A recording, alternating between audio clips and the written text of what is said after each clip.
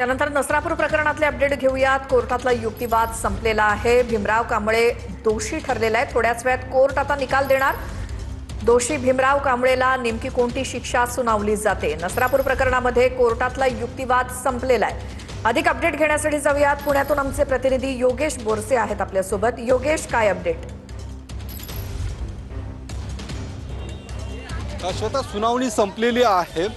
सरकारी वकील आणि आरोपीचे वकील दोघांकडून युक्तिवाद कोर्टात करण्यात आलेला आहे आणि कोर्टाने देखील आरोपीला दोषी मानलेला आहे, कारण आरोपीने यापूर्वीच दोषी असल्याचं खरं तर मान्य केलेलं आहे आणि आज कोर्टाने थेट आरोपीला देखील विचारलेलं आहे की तुला शिक्षा काय द्यावी। आता ज्या पद्धतीने सरकारी वकिलांनी या संपूर्ण प्रकरण पाहता आरोपीला मृत्यूदंडाची शिक्षा व्हावी अशा पद्धतीची मागणी केलेली आहे।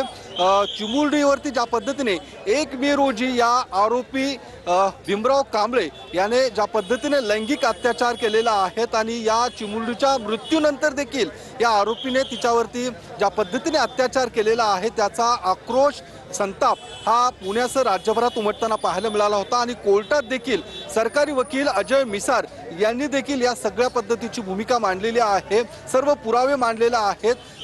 मणिपाल आणि तामिळनाडू इथल्या केसचे देखील दाखले आज कोर्टात देण्यात आलेले आहेत आणि एकूण ज्या पद्धतीने या आरोपीने कशा पद्धतीने कट रचूनच या चिमुरडीवरती अत्याचार केलेला आहे, खाऊ देण्याच्या बहाण्याने तिला ज्या पद्धतीने बाजूला नेलं, तिच्यावरती लैंगिक अत्याचार केलेला आहे, तिचा खून केलेला आहे, हे संपूर्ण घटनाक्रम सरकारी वकील अजय मिसार यांनी कोर्टात अर्थात न्यायाधीशासमोर मांडलेला आहे। न्यायाधीशांनी देखील या सगळ्या घटनेसंदर्भात तीव्र संताप व्यक्त केल्याचं पाहायला मिळालेलं आहे आणि आता थोड्याच वेळात या संपूर्ण घटनेनंतर आरोपीला मृत्यूदंडाची शिक्षा होणार की जन्मठेपेची शिक्षा होणार हे देखील पाहणं महत्त्वाचं असणार आहे। ज्या पद्धतीचे या सगळ्या प्रकरणामध्ये कलम लावण्यात आलेले आहे त्यानुसार मृत्यूदंडाची शिक्षा होऊ शकते असं काही वेळापूर्वीच ज्येष्ठ वकील ॲडव्होकेट मिलिंद पवार यांनी देखील कोर्टाच्या बाहेर येऊन त्यांची प्रतिक्रिया दिलेली आहे।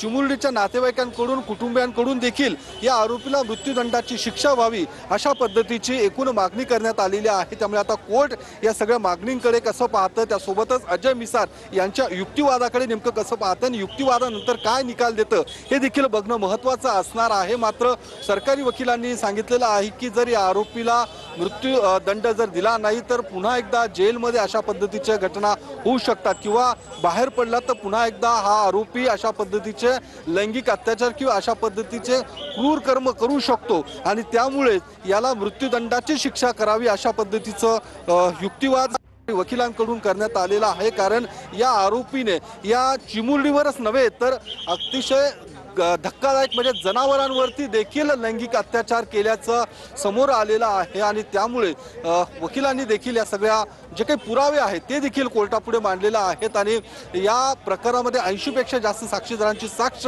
नोंदवण्यात आलेली आहे ते देखील कोर्टापुढे मांडण्यात आलेले आहेत।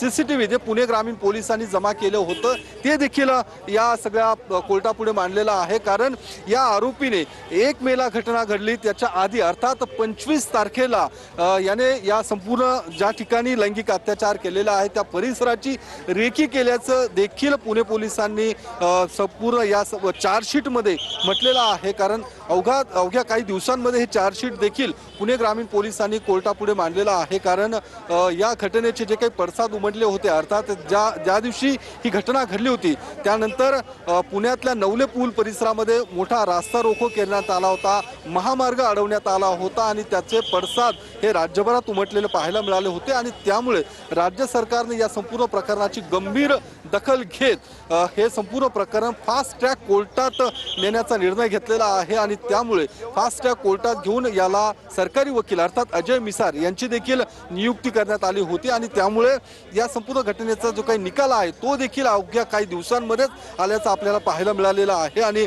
हा जो काही आरोपी आहे त्याच्या कुटुंबियांनी देखील या संपूर्ण घटनेचा निषेध नोंदवला होता।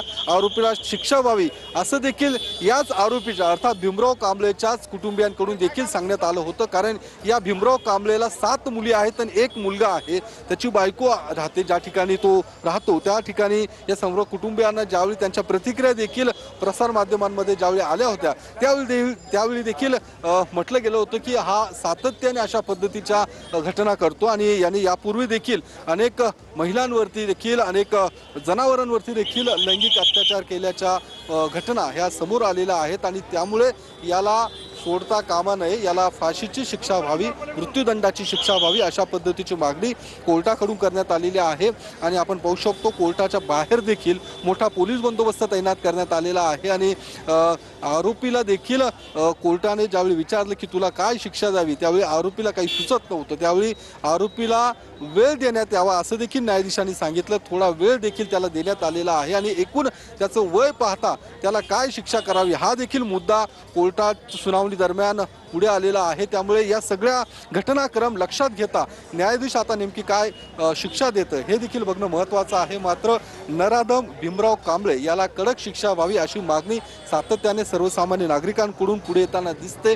कारण ज्या पद्धतीने त्याने या चिमुरडीवरती लैंगिक अत्याचार केलेला आहे, त्यासोबत तिला ज्या पद्धतीने वेदना दिलेल्या आहेत आणि त्यामुळे त्याला कठोरात कठोर शिक्षा व्हावी अशा पद्धतीची मागणी आता कोर्टात करण्यात आलेली आहे. कोर्ट नेमकं या सगळ्या प्रकरणात काय निकाल देतं हे देखील बघणं महत्त्वाचं आहे. मात्र ज्या पद्धतीने